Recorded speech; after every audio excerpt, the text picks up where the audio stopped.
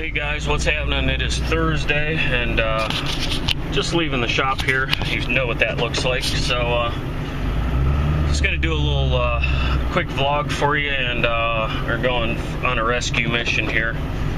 Andy stuck his GMC in his backyard trying to get back to his barn. He doesn't have a driveway to it, so the ground was a little bit softer than he thought it was, I'm sure.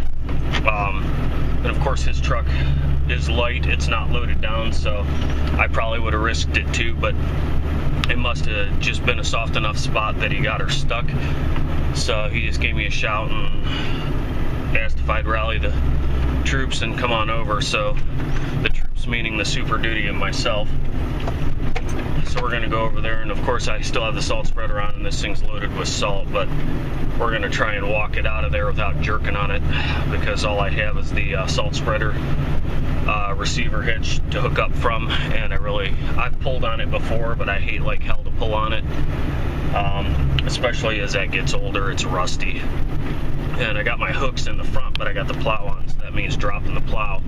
I don't like to pull from the front hooks because if the chain or strap breaks, it's coming through the windshield, and I don't really like that kind. But as a last resort, I'll do it with a strap and throw a sweatshirt over the strap, and usually a heavy sweatshirt or a blanket is enough to absorb the shock of a breaking strap or a chain, so that it doesn't come back and end up in your vehicle. But it doesn't always work. It's just a safety measure that I've learned over the years. Just something to absorb some pressure from that recoil of that braking. So that's what's going on for now. I'm messing around with my HP laptop this morning, getting the no boot situation on it again, which is the reason I replaced it with my newer MacBook. I've got everything backed up on it, which is cool. There's a couple file folders that are on the desktop that I need to throw in my backup hard drive, my external, but basically I've been messing around with that all morning, and now I'm fighting a migraine this afternoon. And after we pull Andy's truck out, I think we're going to go home and go sleepy times for a little bit if I can, if this thing doesn't get the best of me. Took a bunch of Excedrin earlier, which usually will ward it off for a little bit, but we got a serious low pressure system moving in, and it seems like when the weather has a big change like that, it'll usually hit me, especially if I'm not up to snuff and I'm sleeping too good. So I'm sure that has something to do with it. But back to the computer. So I have two HP laptops. One is my wife's, one is mine, and they're both pretty much identical. Similar hard drives. They're both running Windows Vista Service Pack 2, 32-bit. They both have 3 gigs of RAM in them. Mine's a 17-inch model, hers is a 15. Really not a lot of differences.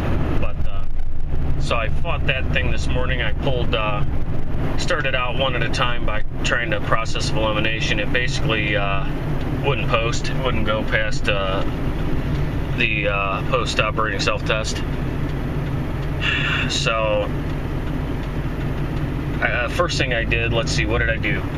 I pulled the hard drive out, and usually if you pull a hard drive out, it's not going to find an operating system, but at least it'll boot to the BIOS and tell you no operating system found, and it wouldn't even do that.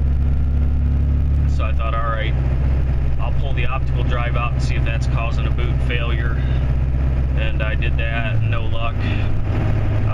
Disconnected the wireless card, because I hear the HPs can be bitchy about that kind of thing if they got a bad wireless card.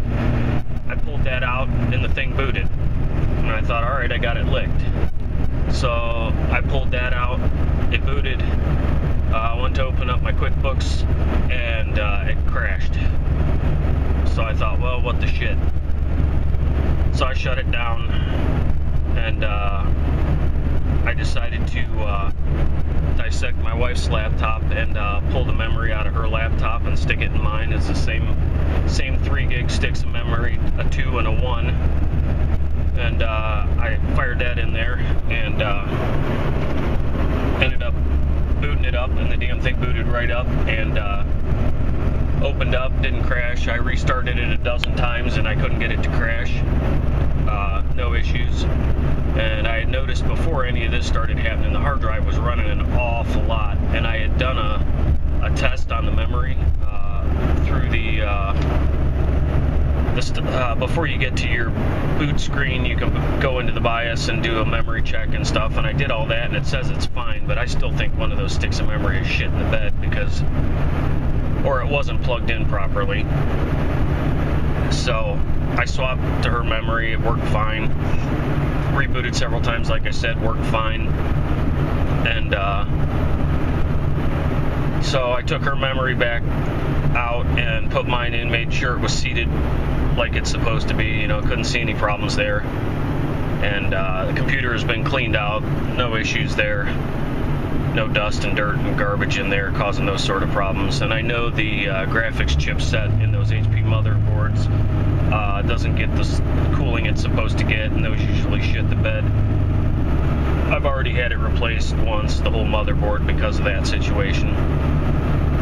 But once I get it to boot, the thing works fine. I don't get any blue screen, any blackout screens, any failures like that. It's just getting it to post. It won't post. So with changing the memory, it would post for me, and you know, I hooked everything back up as normal, and I ended up firing my memory back in it, and the damn thing is running. So I don't know if there's an intermittent problem with that memory itself, or if the sockets are screwed up or what, or if it truly is a motherboard issue. I was able to put that hard drive in an external enclosure and read it off of another Windows computer, so everything's on the hard drive and it's readable and it works. So I'm really kind of, I don't want to say I'm at a loss here, but I think I'm still living on borrowed time with it. Like I said, I've got everything backed up, so I'm not really scared of losing data at this point. I just I need to be able to use a Windows-based computer for the time being until I change over to the I use that for bookkeeping. I need to either have a software that's Mac compatible, or go to the cloud. QuickBooks has a cloud option, which I can fire my QuickBooks data up to that. I kind of like having it in my hands, so if I can't get internet for some reason, that I'm not having issues getting into that. So if anybody's got any suggestions on that, I'm still leaning toward a bad motherboard again, or a bad graphics chipset that's causing it not to post. So shoot me a message or comment on this video, and we'll go from there. But at any rate, we're going to Andy's over here, and we're going to get his truck jerked out, so I'll bring you back. Here we go.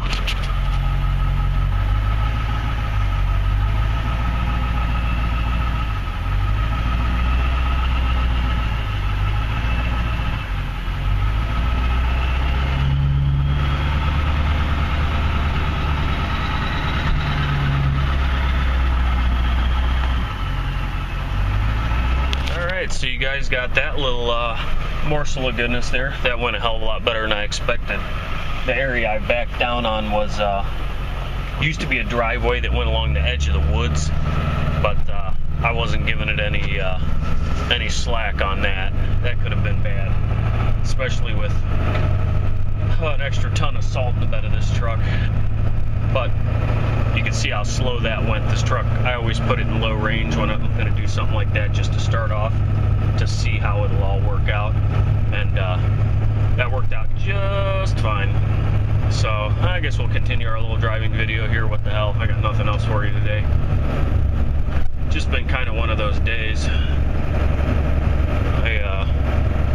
Besides messing around at home this morning, that's about all I did. I wanted to blow some leaves since it's warm. I mean, it's like 55 degrees out, but the problem is the wind started blowing about 25 mile an hour the wrong direction for where I was gonna try and put my leaves. So I decided, between fooling around with the computer and running to the shop, and I don't have garbage pickup at my house, so I ran all my trash to the shop because I pay for that dumpster. I don't see any reason in paying for a dumpster and a trash pickup at my house. So went ahead and did that, and pulled all the masking off the Duramax from doing the bed liner. Got all that done.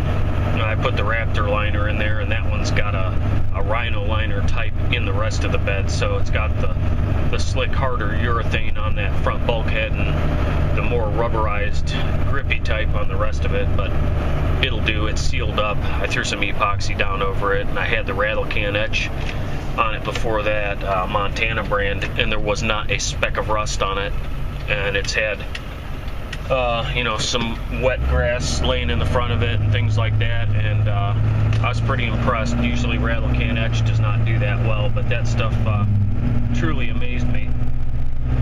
I even took the DA and sanded a little off, and there was nothing underneath, no rust underneath it.